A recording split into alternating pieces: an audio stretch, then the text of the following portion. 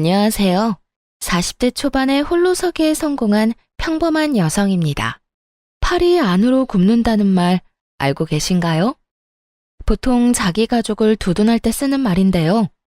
오늘 그 때문에 패가망신한 시댁에 대한 사연을 여러분에게 들려드릴까 해요. 저는 아주 평범한 회사원이었고 남편도 괜찮은 회사를 다니던 맞벌이 부부였어요. 시댁에는 시부모와 시누이가 있었죠. 시누이는 늦둥이로 남편보다 10살가량 어렸어요. 그래서 시부와 남편은 시누가 해달라는 모든 걸 다 해줬죠. 연애할 때는 저보다 동생을 더 챙기는 듯한 모습에 여러 번 싸우기도 했어요. 그래도 시누를 아끼는 남편과 시부를 보며 좋은 감정을 가지려고 노력했어요. 그런데 사람 마음이 그렇게 되지 않더라고요. 알고 보니 시누가 상당히 영악한 아이였거든요.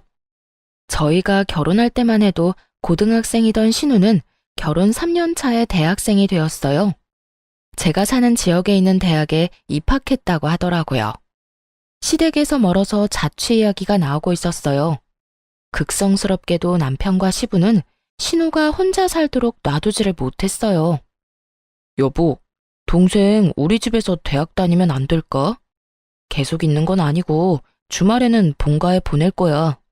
다만 혼자 두려니까 요즘 너무 위험한 것 같아서. 어떻게 생각해? 당신만 허락하면 그렇게 하고 싶은데. 당시에 대학가 근처에 강력 범죄 사건이 많았거든요. 그래서 뚝 잘라 싫다고 말할 순 없었어요. 그리고 어차피 결혼했으니 신우와 좀 더 잘 지내보자는 생각으로 알겠다고 말했죠. 아가씨, 우리 집에서 살더라도 내가 다 케어는 못 해줘. 그래도 괜찮으면 오라고 해. 아침 저녁 밥 차려주는 것 정도는 할 수 있고 빨래야 세탁기가 돌리니까 괜찮은데 다른 자잘한 부분은 신경 쓸 수 없을 것 같거든. 그래? 그거면 됐지. 밥 먹이고 빨래만 해주면 돼. 나머지는 동생도 이제 성인이니까 알아서 할 거야. 고마워, 여보. 그럼 동생한테 그렇게 이야기한다. 우리 집이 안전하고 대학과 가깝기도 했고 그때는 아직 아이도 없어서 신우를 돌봐주기로 했죠. 평일에는 우리 집에서 주말엔 시댁에서 지낸다는 조건으로 함께하기로 했어요. 그렇게 남편, 저, 신우 이렇게 셋의 생활이 시작됐어요. 그런데 낙관적으로 생각했던 처음과 달리 점점 불미스러운 일이 벌어지지 뭐예요. 매달 경조사비 명목으로 50만 원씩 뽑아서 안방 화장대 안쪽에 넣어놨었거든요. 그런데 신우가 온 지 2달쯤 지났을 때부터 그 돈이 조금씩 주는 거예요. 처음에는 남편이 가져갔겠지 편하게 생각했어요. 그런데 남편은 가져가면 항상 그 다음날 바로 채워놓거든요.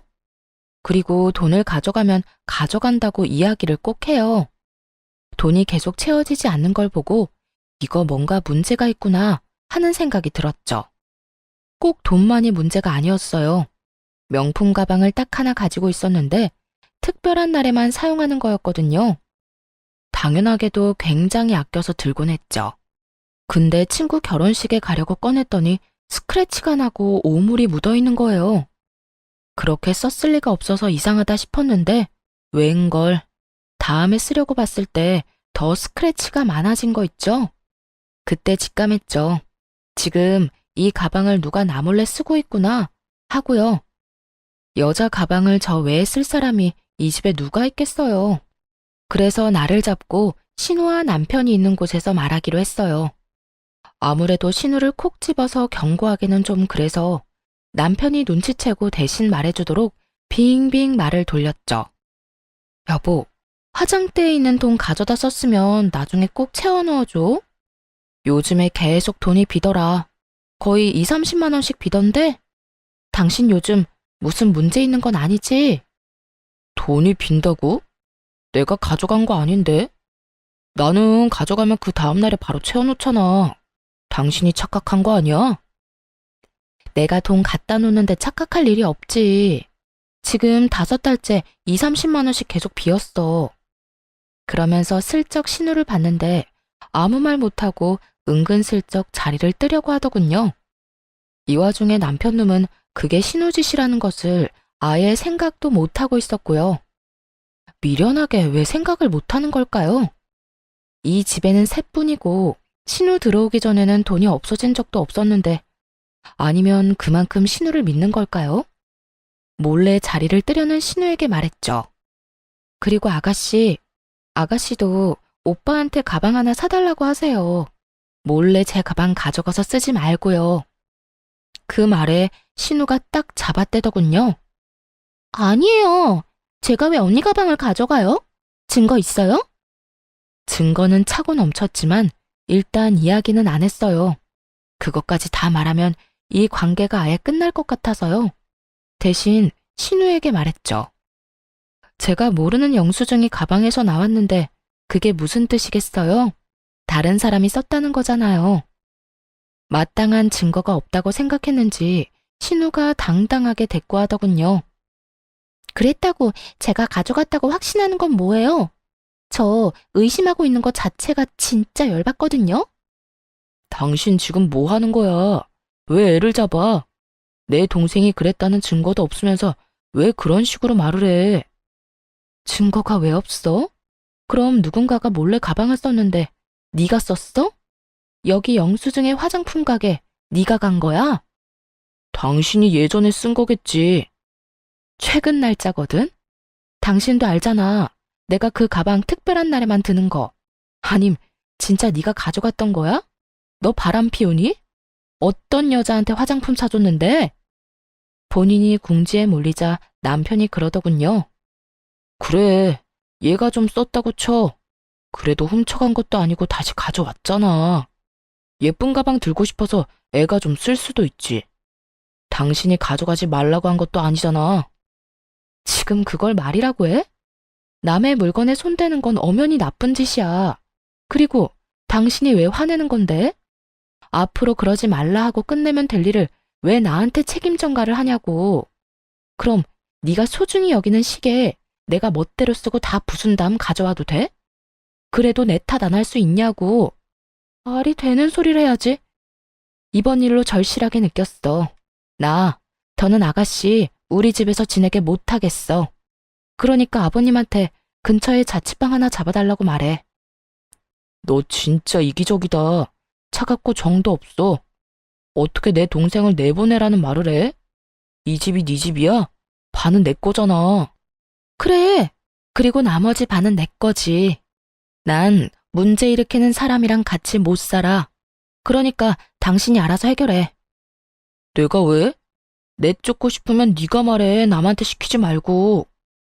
이렇게 이야기하면 시댁 가서 이야기 못할 거라고 착각이라도 한 모양이더군요. 그래서 주말에 당장 시댁으로 내려가 시부에게 말했어요. 아버님, 이번에 오셔서 아가씨 자취방 찾아보셔야 할 것 같아요. 저희는 더 이상 아가씨 데리고 있기가 힘들어서요. 갑자기 그게 무슨 말이야? 너희가 봐주기로 했잖아. 밥하고 빨래만 너희 거 하면서 같이 해주면 되는데 그게 뭐가 그렇게 힘들어? 그건 안 힘들어요. 다른 부분이 문제라서 그렇죠. 뭐가 문제인데 그래? 이런 말 드리기 좀 그렇지만 아가씨가 저희 집 물건을 좀 함부로 써요. 제 물건 함부로 가져다 쓰는 건 그렇다 칠게요. 더 큰 문제는 매달 저희가 경조사 비용으로 빼놓은 돈까지 가져간다는 거예요. 아빠, 나는 그런 적 없어. 새언니가 아무 증거도 없으면서 나 모함하는 거야. 네가 돈 다른 데다 두고 착각한 거 아니냐? 얘가 왜 도둑질을 해? 아버지, 이 사람 말 듣지 마세요. 저번부터 동생이 잘못했다고 누명 씌우고 난리예요. 증거도 없으면서. 증거가 왜 없어? 시댁 가족들 다 모인 자리에서 바로 홈캠에 찍힌 영상을 보여줬어요. 거기엔 신우가 제 가방을 들고 나가는 장면, 안방에서 나오면서 돈을 지갑에 갈무리하는 장면까지 싹 다 찍혀 있었어요. 그걸 보자 신우를 도둑으로 몰고 간다며 탓하던 사람들 모두 입을 다물었죠. 그리고 신우는 똥 씹은 표정을 하고 있더군요. 너 당장 그 집에서 나와라. 아빠, 나 잘못한 거 없어. 그거 쓰면 안 되는 건지 몰랐던 거라고. 그리고 돈 가져간 건 용돈이 좀 적어서 그런 거지. 그래서 다음 달부터 알바하려고 생각했어. 진짜야. 시끄러워. 지금 동영상에 네 행동이 다 나왔는데 변명은 무슨 변명이야? 아무 말 하지 말고 오늘 가서 짐 다 챙겨 나와. 시부가 단호하게 신우에게 말했어요. 그렇게 저희 셋은 다시 집으로 향했죠. 그런데 집으로 가는 내내 남편이 구시렁대는 거예요. 당신 진짜 어이없다. 어떻게 애를 상대로 이렇게까지 할 수가 있어? 애가 불쌍하지도 않아? 어떻게 부모님 보는 앞에서 무안을 주고 궁지에 몰아넣을 수가 있냐고. 남편이 편들자 뒤에서 신우가 눈물을 훌쩍훌쩍 짜더군요. 참, 눈물을 흘려야 하는 사람이 누군데 매달 30만 원씩 돈 비어도 5달을 참아주고 아끼는 가방에 흠집이 나도 눈 감아줬더니 말하는 꼴 보세요. 왜 남편한테 저런 이야기를 듣고 있어야 하는지 정말 이해가 안 갔죠. 당신은 내가 잘못했다고 생각하는 거야? 그래서 내가 셋이서 해결 보려고 했잖아. 그런데 시댁에 이야기하라며? 당신이 그래놓고 왜 화가 났는데? 또 다 내 잘못인 거야? 말해봐. 돈 빈 거 채워넣은 것도 나고 아끼던 가방 하나 잃게 생긴 것도 나야. 이 집에서 제일 잃은 게 많은 사람은 난데 왜 화를 내면 안 돼? 그리고 잘못을 했으면 잘못했다고 인정을 해야지. 그럼 깔끔하게 끝날 일이잖아. 그걸 못해서 가족들 앞에서 창피를 당한 게 어디 내 탓인가? 당신이며 시부모님이며 애를 오냐오냐 키우니 이러지. 애가 무슨 짓을 해도 혼 안 날 거라 믿고 저렇게 나쁜 짓을 하잖아. 잘못된 걸 알려주지 않고 두둔만 하는 당신이랑 아버님이 제일 잘못됐다고 봐. 분명히 나중에 문제될 거 뻔한데 당신 가족들만 모르잖아. 당신이 그렇게 잘났어? 남 잘못한 거 콕콕 집어주면서 무안하게 만드는 건 잘하는 일이야?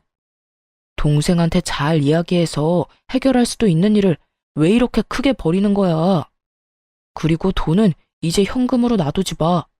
돈이 보이니까 애한테 가져가고 싶은 마음이 생기는 거잖아. 넌 불안한 마음도 안 들어? 네 동생한테 그 정도 자제력도 없다는 거야. 눈에 보이는 돈 갖고 싶다고 가져가면 직장에서는 어떨 것 같아? 잘 좀 생각해라. 진짜로 네가 네 동생 앞날 생각하면 따끔하게 야단쳐야 하는 거야. 지금 나한테 이럴 게 아니라. 그저 동생 감싸기에 급급한 남편놈과 저를 째려보는 신우. 답도 없는 두 명 때문에 한숨만 푹푹 쉬어댔어요. 돈 욕심도 많은데 반성은 전혀 하지 않는 신우의 미래가 뻔히 보였으니까요. 가족들이 저 모양이니 고칠 수 있는 기회도 없을 테고요. 신우와 가깝게 지내야겠다는 생각은 버리기로 했어요. 마침 그 생각에 신우가 확신을 주더군요. 집에서 짐을 챙겨 나간 뒤부터 장문의 문자를 보내기 시작했거든요. 언니가 무슨 자격으로 나를 내쫓아요? 거기는 우리 오빠 집이에요. 나는 함정에 당한 거라고요. 왜 카메라를 달아놓고 이야기 안 했어요? 나 골탕 먹이려고 그런 거죠? 그게 있다고 들었으면 그런 식으로 돈 빌려가려고는 안 했을 거예요. 이런 식의 어이없는 말들이었죠. 당연히 그 뒤에는 제 욕도 덧붙여져 있었고요. 새언니라고 부르기도 역겨워서 이제는 아줌마라고 부를게요. 아줌마, 저 아줌마 절대로 용서 못해요. 우리 오빠랑 헤어지도록 만들 거예요. 그리고 이런 식으로 신우 골탕 먹이는 거 아줌마네 엄마도 알아요? 나중에 아줌마도 나처럼 가족들 앞에서 죽을 만큼 부끄럽게 될 줄 알아요. 하긴 아줌마네 가족도 똑같이 뻔뻔하겠지. 안 그래요? 오빠는 왜 이런 사람이랑 결혼했는지 몰라? 2번 다시 내 앞에 얼굴 보이지 마세요. 하나부터 10까지 일방적인 비방만 가득한 문자였습니다. 그리고 자기가 잘못했다는 말은 하나도 없더군요. 답장은 단 한 번도 보낸 적 없어요. 처음에는 허공에 대고 쇼하는 것 같았는지 더 심한 욕설을 보냈는데 다 무시했더니 그 뒤로는 보내지 않더군요. 대신 그 문자와 전화 내용을 고스란히 저장해뒀어요. 언젠가는 쓰일 거라는 생각이 들었거든요. 그렇게 신우와는 사이가 멀어졌어요. 동시에 시부모와도 서먹해졌죠. 그분들은 어른인 제가 신우를 감싸주지 못했다며 탓하고 싶었던 모양이에요. 신우가 잘못했다는 걸 뻔히 알면서도 말이에요. 하지만 실제로 피해를 입은 건 이쪽이니까 뭐라 말은 못하더군요. 쪼잔하게 행동과 표정으로 탐탁치 않아 한다는 걸 보여줄 뿐이었죠. 그리고 신우는 대학 2학년 때 중퇴를 했어요. 본인 말로는 취직이 됐다며 서울로 향했는데 딱히 큰 기대는 하지 않았어요. 잘 다니던 대학을 그만두면서까지 갈 직장이 대체 어디라고요? 남편과 시부만이 좋은 곳에 갔을 거라며 좋아하더군요. 그런데 신우가 직장에 취직한 후 180도로 달라진 모습으로 연락을 해오더군요. 한껏 나를 세우며 얼굴 보이지 말라던 건 까맣게 잊고 말이죠. 언니, 잘 지내요? 요즘 많이 바쁘죠? 제가 취직한 건 알고 있죠? 사실은 오빠한테도 곧 말할 건데 투자와 관련된 회사에 취직을 했어요.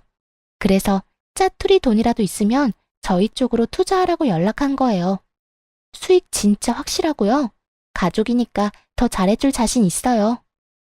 딱 들으니 의심스러운 말투였지만 웃으며 이야기했죠. 아가씨, 그런 돈이 있으면 이렇게 힘들게 살겠어요?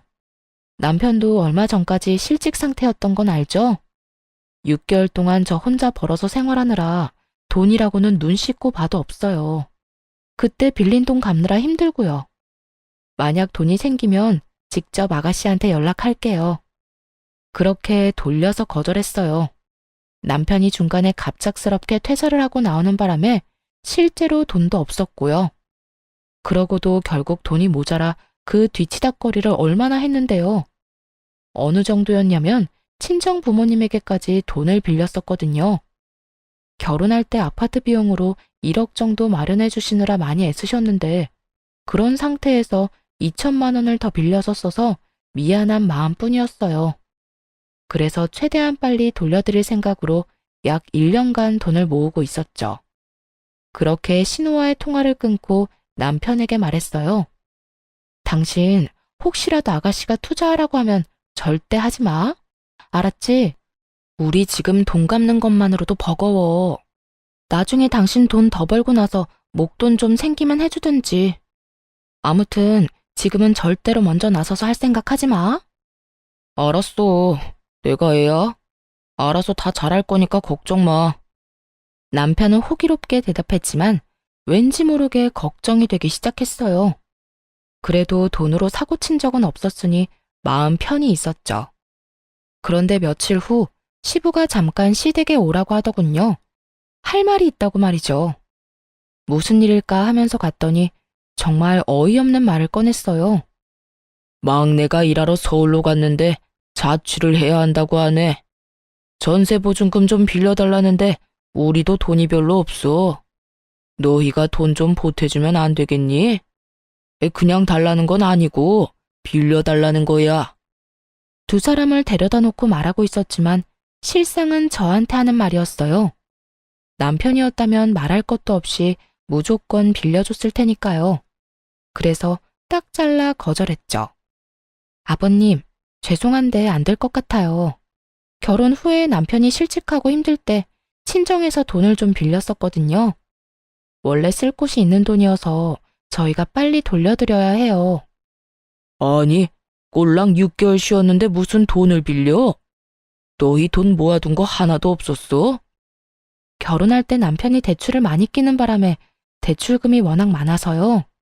사실 제가 버는 것만으로는 생활비도 감당이 안 됐거든요. 게다가 실업급여도 받을 수 없었다고 했고요. 그래서 돈이 하나도 없는 거야? 너희 진짜 이렇게 살아서 어쩌려고 그러냐? 미래 좀 생각하면서 살아야지. 그러게 말이에요. 이런 변수가 있으면 돈 모으기가 어렵잖아요. 그냥 좀 참고 일하든 아니면 다른 직장 알아보고 나오든 해야 했는데 자기 마음에 안 든다고 남편이 무턱대고 나와버렸으니 어쩌겠어요. 게다가 오랫동안 일한 것도 아니고요. 남편은 결혼할 때 퇴사를 하고 그 퇴직금을 결혼 비용으로 사용했었어요. 그 다음 회사에서 3년을 일하다가 자기랑 안 맞는다고 때려치우고 나온 거예요. 그러니 실업급여도 못 받고 퇴직금은 얼마 되지도 않았죠. 그렇게 나와서 6개월간 취직은 못했지 돈은 매달 빠져나가지 혼자 돈을 벌어야 했던 저까지 힘든 상황이었죠. 자기 아들 잘못이니 시부도 더 말을 못하더라고요. 시댁에서 나오면서 남편에게 말했어요. 통장에 모아둔 돈 있지? 그거 나한테 줘. 다음 달 월급이랑 보너스 나오면 2천만 원 만들어서 엄마한테 보내주게. 그 돈 꼭 지금 줘야 해? 어머님이 우리한테 지원해 주신 걸 수도 있잖아. 전화해서 한번 여쭤봐. 그냥 주신 거 아니었냐고. 갑자기 그게 무슨 소리야? 너 설마 그 돈 썼어? 아니, 그게 동생 빌려줬어. 미쳤어? 그 돈을 왜 네가 맘대로 빌려줘? 그럼 어떡해, 동생이 급하다는데. 나라고 그냥 아무 생각 없이 줬겠어? 솔직히 당신도 그냥 말만 그렇게 한 거잖아. 무조건 친정에 갚도록 만들려고. 원래 이런 돈은 그냥 고맙습니다 하고 받아서 쓰는 거야. 그거 우리 부모님 전세 재계약할 때 쓸 자금이거든? 미친놈아. 네가 뭔데 우리 부모님 돈을 멋대로 쓰고 난리야.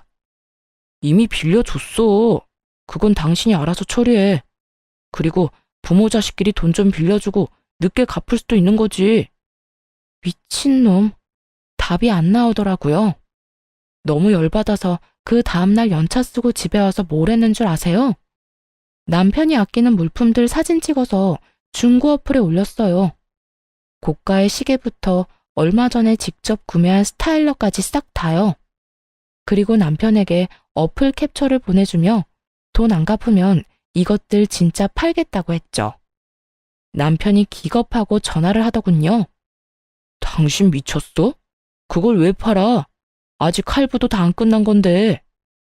너는 그럼 내 허락 받고 그 돈 아가씨한테 빌려줬어? 네가 한 짓이랑 똑같은 짓 한 거야. 당장 돈 가져와. 안 그러면 지금 여기 세워져 있는 당신 차도 팔아버릴 테니까. 아니, 동생한테 돈 좀 빌려줄 수도 있지. 다른 데 쓰는 거 아니고 전세 보증금이라잖아. 사람이 왜 이렇게 못났어? 그럼 당신은 우리 엄마 아빠 책임질 거야? 전세 재계약 못해서 길거리에 나앉으면 책임질 거냐고. 이쪽도 생계가 걸린 문제야. 아가씨 도와줄 돈 없으면 대출을 받든가 하지. 왜 친정돈을 건드리는 건데? 내가 책임지면 되잖아. 거짓말인 거 다 알아. 전세 계약금을 누가 2천만 원이나 올려받아? 장인 장모가 그 집에서 얼마나 사셨는데 말이 되는 소리를 해야지. 네가 친정에 돈 갚아주고 싶어서 그러는 거지? 네가 책임진다고? 그래, 그렇게 되면 책임진다고. 그러니까 내 물건들 팔 생각 절대 하지 마. 어쨌든 돈은 절대 못 돌려준다 이 말이지? 대신에 책임진다고. 뻔뻔한 남편의 말에 너무 열받았어요. 책임지겠다? 말은 누가 못해요. 그래서 친정 부모님한테 우리 집으로 들어오시라고 했어요. 전세 재계약 기간이 2달 정도 남긴 했는데 그 전에 돈을 돌려받아야 하잖아요. 부모님이 집으로 오시니 남편 놈 얼굴이 가관이더군요. 당장 들어오실 줄은 생각도 못했던 것 같더라고요. 책임진다며. 앞으로 2달 안에 돈 안 주면 이렇게 계속 살 거야. 얼굴 좀 보고 익숙해지라고 부모님 불렀어. 아이고, 이서방. 잘 부탁하네. 빌려간 돈만 돌려주면 우린 다시 돌아갈 거니까 너무 걱정은 말고. 자네가 어련히 다 알아서 잘하게 했지. 그렇지 않은가? 친정아버지 말에 남편놈이 열받아서 저를 끌고 밖으로 나가더군요. 당신 미쳤어? 장모님이랑 장인어른을 여기 데려오면 어떡해? 책임진다며. 돈 안 갚는 대신에 책임진 데서 모셨어. 당신 말대로 했는데 뭐가 문제야? 아, 당신 진짜 너무한다. 동생한테 빌려준 게 그렇게 고가웠어? 이해해줄 때도 됐잖아. 난 이해 못하겠으니까 혼자서나 이해하시고요. 돈이나 다시 달라고 해. 허락도 없이 남의 돈으로 선심 쓴 주제에. 돈 넘지 마. 너 이 돈 받아가면 우리 이혼이야. 아무리 그래도 이건 좀 아니지. 나도 여태 많이 참았어. 네가 내 욕하고 우리 집 무시한 거 모를 줄 알았어? 이미 동생한테 이야기 다 들었거든. 그나마 당신이 우리의 엄마라서 여태 참았던 것뿐이야. 맹세코 신우에게 그런 이야기를 한 적 없어요. 솔직히 하고 싶은 말은 너무도 많았지만 참은 거죠. 남편 욕이 제 얼굴에 침 뱉는 것밖에 안 된다는 걸 아니까요. 그래서 친구나 가족한테 말도 못하고 끙끙 앓을 수밖에 없었어요. 게다가 사이가 나빠서 연락도 안 했던 신우한테 그런 이야기를 했다? 신우 연락은 무시하면 무시했지 누가 붙잡고 미주알 고주알 이야기한대요? 그러고 싶은 마음조차 없었는데 이런 말을 들었다 하니 참 웃긴 일이었죠. 신우가 없는 말 만들어가며 이간질 시킨 게 분명해 보였어요. 한창 욕이 가득한 문자 보내던 때 이혼시키겠다고 으름장을 놓았었잖아요. 그런데 그게 오해라고 남편 놈을 설득시키고 싶은 마음이 없어졌어요. 오히려 제 쪽에서 이혼 이야기를 꺼내고 싶었거든요. 이렇게 살다간 진짜 화병으로 죽는 게 아닐까 하는 생각이 들었으니까요. 그래? 그럼 증거 가져와. 나도 증거 모아서 이혼 소송할 테니까 어디까지 가나 한번 해보자고. 그러자 남편이 입술을 깨물며 눈을 질끈 감더군요. 자기는 진심이 아니고 홧김에 그냥 한 말이었다는 양 말이죠. 진짜 이혼하겠다고? 미쳤어? 와, 이젠 부정도 안 한다 이거지? 알았어. 소송하자면 누가 무서워할 줄 알고? 그렇게 치열한 이혼 소송에 들어갔어요. 정말 피말리고 힘든 시간들이었어요. 최대한 많은 권리를 가져오려고 얼마나 노력을 했는지. 집 살 때 낸 돈, 친정에서 빌린 돈, 위자료, 양육권의 친권까지 하나도 놓치지 않고 챙기느라 정말 힘들었어요. 그나마 다행이었던 건 그걸 다 챙길 수 있었다는 거였죠. 사실 증거는 차고 넘쳤거든요. 신우가 저를 무시하고 욕한 문자는 수두룩했지만 제가 시댁을 욕하고 무시했다는 문자는 전혀 없었으니까요. 하지도 않은 일에 증거가 있을 수는 없었으니 당연한 결과였죠. 그렇게 남편과는 깨끗하게 이혼했어요. 받아낸 돈과 친정 전세금을 합쳐서 도시 외곽에 전원주택을 사서 들어갔어요. 아이는 부모님과 함께 키우며 제가 버는 돈의 반을 들여 생활했고요. 혼자 벌어서 네 사람이 먹고 살아야지만 그럭저럭 살만했어요. 부모님 앞으로 나오는 연금도 있었고 집 대출금도 없었으니까요. 또 부모님이 애를 봐주니 야근을 할 수 있게 돼서 야근 수당도 톡톡히 챙겼죠. 부모님에게는 항상 죄송한 마음이었어요.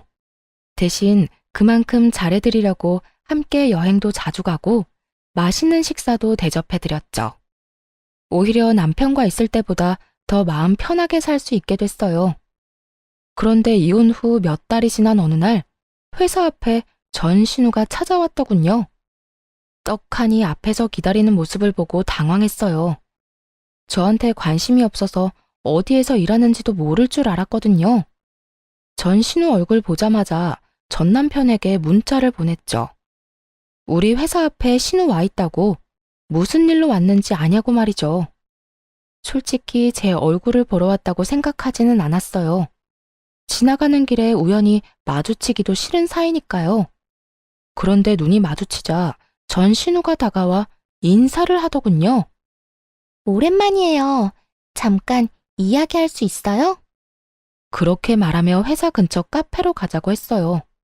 카페 안으로 들어가자 전 남편에게 전화가 오더군요. 왠지 찜찜해 전화를 받아서 대답은 하지 않고 휴대전화를 탁자 위에 올려뒀어요. 그러자 전 신우가 먼저 말을 꺼냈어요. 언니, 이혼하니까 어때요? 혼자서 애 키우면서 돈 버니까 힘들죠? 그런 말 하려고 나 불렀니?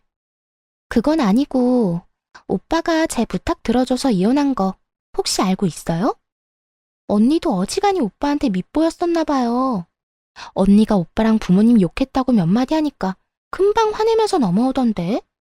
오빠도 평소에 얼마나 대접 못 받았으면 홀라당 넘어가서 이혼하자고 했나 싶네요.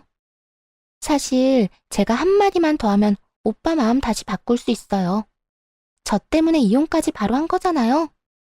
아무리 봐도 지금 언니 힘들게 지내는 것 같은데 오빠랑 다시 잘해보고 싶으면 나한테 돈 좀 줘요. 그럼 우리 오빠랑 재회하도록 해줄게요. 그때 그 일이 오해였다고 하면 오빠도 마음 돌리지 않겠어요? 그 이야기 듣는데 헛웃음이 다 나오더군요. 뭐? 오빠랑 다시 살게 해줘? 맞아. 우리가 이혼한 건 너 때문이긴 하지. 근데 네가 한마디 했다고 헤어진 건 아니야. 네가 우리 사이 이간질하는 거짓말했을 때도 이미 알고 있었어. 오해라고 말할 수 있었는데 안 했다고. 이혼은 내가 더 하고 싶었거든. 그리고 내 안에 네 오빠에 대한 마음 같은 건 이제 하나도 없거든. 진짜 새끼 손톱만큼도 남은 게 없어.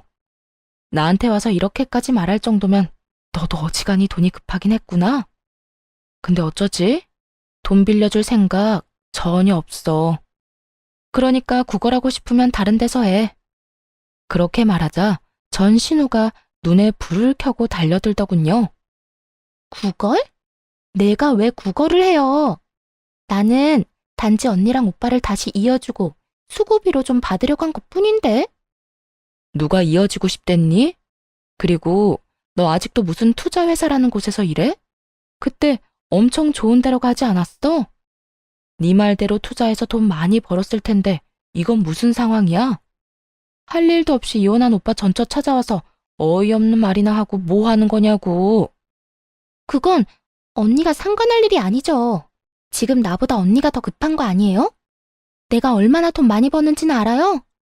아무것도 모르면서 입 놀리지 마요. 그래. 그런데 나한테까지 와서 돈 달라고 하는 거 보니까 다 알겠네. 어디 또 무슨 이상한 다단계 회사에 걸렸겠지. 지금 본전도 못 찾고 넣기만 하고 있나 봐. 더 이상 할 말 없지? 그 말을 하며 탁자에 놓여있던 핸드폰에다 말했어요. 당장 네 동생 데리고 가. 말도 안 되는 얘기 늘어놓는 거 당신도 들었을 거 아냐. 그 말을 하자마자 카페 문이 열리면서 전 남편과 전 시부가 들어오더군요. 아까 문자로 장소도 함께 보냈는데 이렇게 일찍 도착한 걸 보면 바로 여기로 향한 모양이었어요. 그런데 두 사람 몰골이 참 상거지가 따로 없더군요. 전 시부와 전 남편을 보더니 전 신우가 황급히 일어나 도망치려고 했어요. 그러자 전 시부가 달려가 전 신우를 붙잡았어요. 야, 너 왜 여기 와서 이러고 있어? 당장 집에 가. 지금 여기서 이럴 때가 아니야. 돈 어떻게 된 거야? 응? 우리가 너한테 투자하라고 준 돈 말이다. 진짜로 너 다단계에 돈 넣었어? 전 시부가 전 신우에게 윽박 지르는 거 처음 봤어요. 표정이 완전 악귀가 따로 없더군요. 그런데 전 신우가 눈 하나 깜빡하지 않고 대들었어요. 그런 거 아니라고 했지? 진짜 투자한 거라고. 그리고 투자했으면 손실이 좀 나더라도 감안해야 하는 거 아니야? 원금보다 더 많이 돌려받을 거라는 보장을 한 적은 없잖아. 어쩌면 많이 받을 수도 있다고 한 거지. 쓰레기 입에서 나온 쓰레기 같은 말에 저도 모르게 풋 하고 웃어버렸어요. 그러자 전 남편이 그러더군요. 미안하다. 얘 찾고 있는 중이었는데 연락해줘서 고마워. 애는 잘 크고 있지? 잘 크고 있어. 아빠라는 단어는 입 밖에도 안 꺼내니까 당신이 걱정할 필요는 없고. 근데 동생은 왜 찾고 있었던 거야? 전 남편은 난감한 듯 한숨을 푹 쉬며 말하더군요. 그게 돈을 좀 많이 빌려줬는데 그 뒤로 잠수를 탔거든. 그 바람에 아버지가 많이 고생하셨어. 그래서 당신 연락 받자마자 아버지랑 같이 온 거야. 그런데 나 궁금한 게 하나 있는데 당신 동생이 나랑 당신 사이 이간질한 거 알고 있었다며. 그런데도 왜 나랑 이혼한 거야? 그걸 몰라서 물어? 동생 자취해야 한다고 우리 집에 줘야 할 돈을 멋대로 동생한테 줘버렸잖아. 당신이 나 몰래 돈 빼돌려서 쓸 사람이 아닌데 말이야. 당신 가족 모두 당신 동생한테 간이며 쓸개며 다 빼줄 것처럼 구는데 딱 봐도 조만간 집 망하겠구나 싶었지. 게다가 신우가 우리 집에서 벌인 일도 있었고. 나는 신우를 못 믿었고 당신은 신우를 너무 믿었던 거야. 그 거리를 도저히 메울 수가 없겠더라고. 게다가 신우가 돈 좀 빌려달라고 투자하라고 말할 때부터 불안했어. 사이가 안 좋은 나한테도 그러니까 욕심이 많구나 하는 생각도 들었고, 당신이 그게 오해였다고 한마디라도 말했으면 난 이혼 안 했을 거야. 전 남편이 한껏 억울한 듯 소리를 지르며 말하더군요. 그의 힘껏 고개를 저으며 말해줬죠. 아니, 넌 분명히 내 말 못 믿고 동생 말 믿었을걸? 먼저 마음을 닫은 쪽은 너야. 그래서 나도 이혼 이야기 나왔을 때 굳이 오해를 정정 안 한 거고. 네가 나를 못 믿는데 왜 내가 그런 이야기를 해줘야 해? 그럴 필요 못 느꼈어. 그걸로 답이 됐어? 돈을 얼마나 뜯겼는지는 모르겠지만 왜 내 탓을 하는지 모르겠어. 그리고 처음에 이야기했지. 당신 동생이 뭐라고 하든 투자 같은 거 하지 말라고 신신당부를 했잖아. 그때 뭘 했어? 알아서 한다고 그랬어, 안 그랬어? 그래서 이 꼴이 난 거야? 대체 얼마나 뜯어갔길래 두 남자가 여자애 하나 붙잡으려고 뛰어왔을까 싶네. 그래, 내 탓이지. 당신 말 믿고 동생 멀리 했으면 이런 일 없었을 텐데. 나 사실 당신이랑 이혼하고 나서 집 한 돈 동생한테 다 투자했어. 아버지도 있는 돈 없는 돈 다 끌어서 투자하고. 처음에는 이자람에 얼마씩 주더니 3달 뒤에 연락 뚝 끊고 사라지잖아. 우리가 얼마나 놀랐는지 알아? 나중에 알았어. 동생이 다단계에 빠져서 거기 돈 다 집어넣고 있던 거. 게다가 한두 명이 당한 것도 아니야. 동생 지인들도 다 넣었는지 매일같이 우리 집 앞에 와서 난리야, 돈 내놓으라고. 뭐 돈이 있어야 주지. 우리도 동생한테 다 뜯겼는데. 들어보니 참 딱한 사정이긴 하더라고요. 전신우는 아직도 그게 다단계가 아니라고 오히려 통장에 더 넣어야 한다며 돈을 모으고 있는 상황이라고 하더군요. 통장이 있다는 것도 그 다단계 회사의 주장일 뿐이래요. 수익도 마찬가지로 거기서 주장하는 것일 뿐이랍니다. 어차피 출금이 불가능한 돈이라서 자기 손에는 한 푼도 안 남는다는데 그걸 알고도 모른 척 하는 건지 진짜 모르는 건지 모르겠어요. 집을 풍비박산 내놓고도 정신을 못 차린 것 같았죠. 그렇게 전 시부와 전 남편은 돈만 넣고 있다가 전 신우가 사라지니 깜짝 놀랐겠죠. 혹시라도 돈 떼먹고 도망갈까봐 급히 신우를 찾아다녔던 거라고 하더군요. 뭐 세간살이 팔아서 다단계에 돈 집어넣었다고 하면 이미 볼장 다 본 거죠. 전 남편이 그러더군요. 당신은 다 알면서 혼자만 빠져나간 거였어. 한마디라도 해줬으면. 해줬더라도 그게 네 귀에 들어갔겠어? 내 욕만 한 바가지 했겠지. 내가 그랬지? 동생이 나쁜 길로 가는 것 같으면 따끔하게 혼내야 한다고. 그래야 그런 짓 2번 다시는 못한다고. 그런데 오냐오냐만 하고 있으니 이 난리가 나지. 가족, 지인들 돈 빌려서 다단계에 투자하는 게 나쁜 건지 좋은 건지도 모르고. 너랑 네 부모님이 애를 이렇게 만든 거니 남 탓하지 마. 어차피 그때 넌 절대 내 말 안 들었을 거야. 나도 그걸 아니까 이혼한 거고. 결혼도 이혼도 타이밍이야. 지금 와서 후회해봤자 아무짝에도 쓸모없거든? 참 웃기지도 않더라고요. 왜 남 탓을 하는지? 본인이 눈, 귀 다 막아놓고 이제 와서 왜 너만 빠져나갔냐? 라고 하냔 말이에요. 저도 편하게 빠져나간 건 아니잖아요. 실컷 시댁에서 욕먹고 가진 거라도 지키려고 악착같이 애쓰면서 벗어났는데 엄청 편하게 살다가 이기적으로 혼자서만 빠져나간 것처럼 말하다뇨. 하여튼 가해자들은 절대로 모르는 법이에요. 자기들이 얼마나 잔인했는지, 얼마나 맹목적으로 사람을 괴롭혔는지 말이죠. 그때 전 신우와 전 시부 쪽에서도 엄청 큰 소리가 들려왔습니다.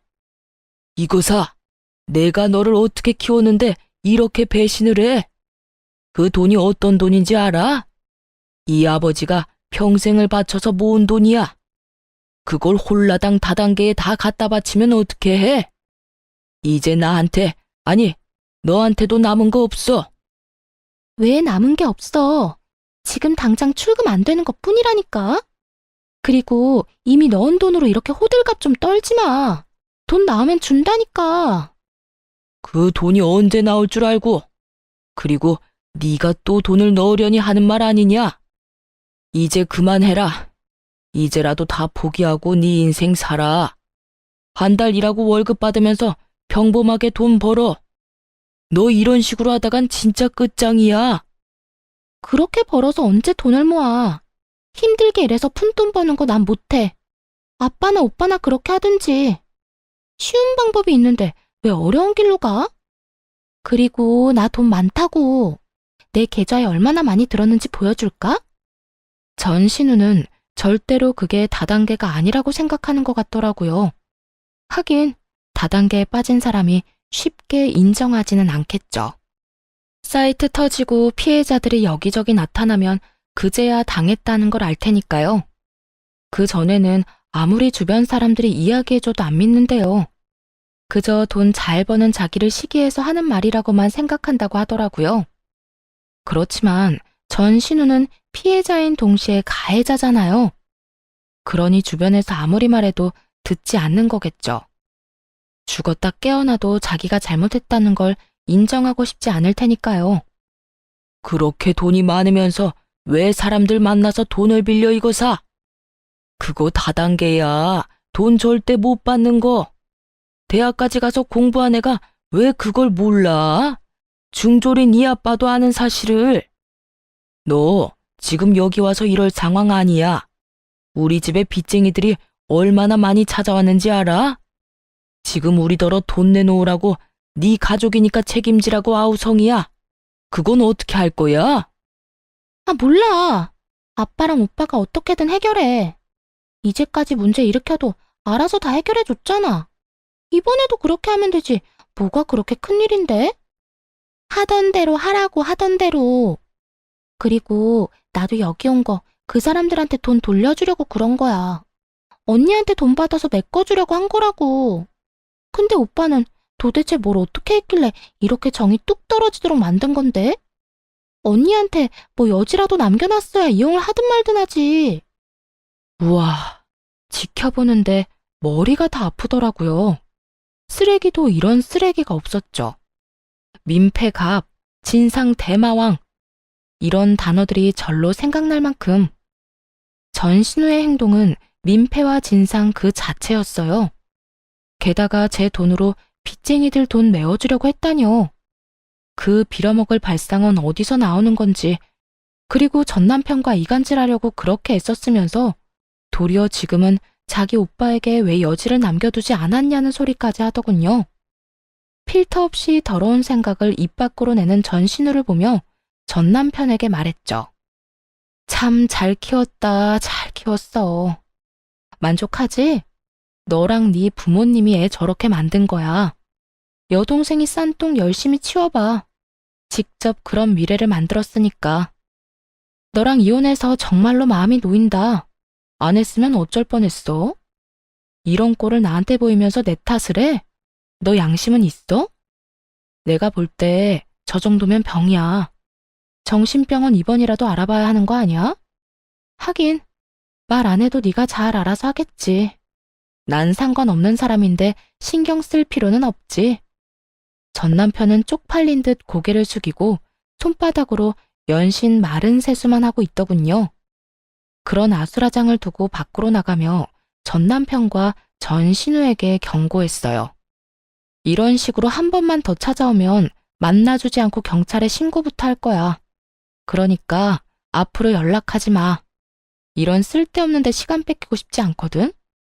지지고 볶고 싸우고 싶으면 가족들끼리 알아서 하라고. 그 뒤로 한두 달 뒤에 전 시댁 소식을 대충 듣게 됐어요. 전 신우는 제 말대로 정신병원 상담하고 입원하게 됐다고 하더군요. 본인도 어떻게 할 수 없다는 걸 잘 알고 있었던 것인지, 아니면 빚 독촉하는 사람들에게 돈 갚을 길이 없으니 도망간 것인지 모르겠지만 스스로 입원을 결정했다고 했어요. 남은 피해자들만 억울하게 된 거죠.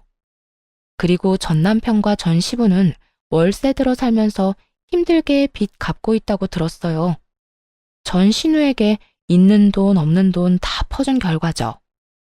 전 신우는 가족들 생각 안 하고 영혼까지 끌어다 다단계에 넣었던 거고요.